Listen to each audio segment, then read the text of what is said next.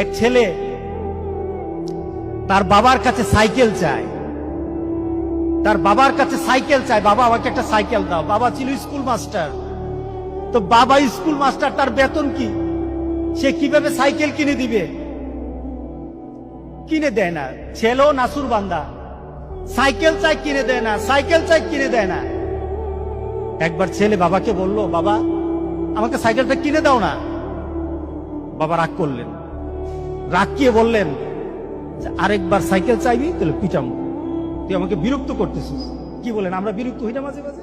সন্তান যদি বেশি আমার ক্ষমতার বাইরে যদি সন্তান কিছু চায় তাহলে আমরা বিরক্ত হয়ে যাই।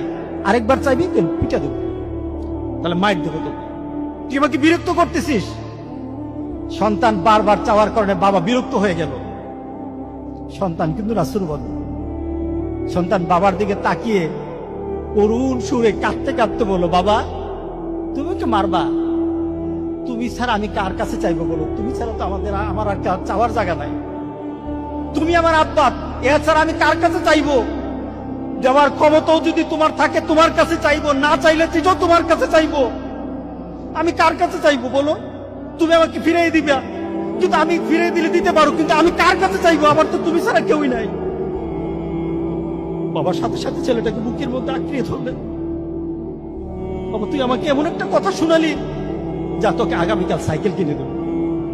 সুবহানাল্লাহ, সুবহানাল্লাহ। তার মানে কি, ছেলে তার বাবার হৃদয়ে টাচ করেছে। তার কথার মধ্যে আবেগ ছিল, ভালোবাসা ছিল, নিবেদন ছিল যে বাবা তুমি না দিতে পারো, কিন্তু আমার তো তুমি ছাড়া কেউই নাই।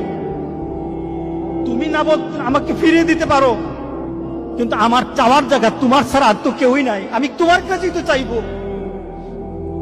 আমরা যদি মাবুদের দরবারে, আল্লাহর দরবারে এভাবে চাইতে পারতাম, যেই মাবুদ দিতেই পারে, দিতেই পারে, দিতেই পারে, একমাত্র যিনি দিতেই পারে, তার কাছে ওই আবেগ দিয়ে যদি চাইতে পারতাম, কোনদিন কোন জিনিস আমাদেরকে ফিরিয়ে দিতেন না, কোনদিন ফিরিয়ে দিতেন না।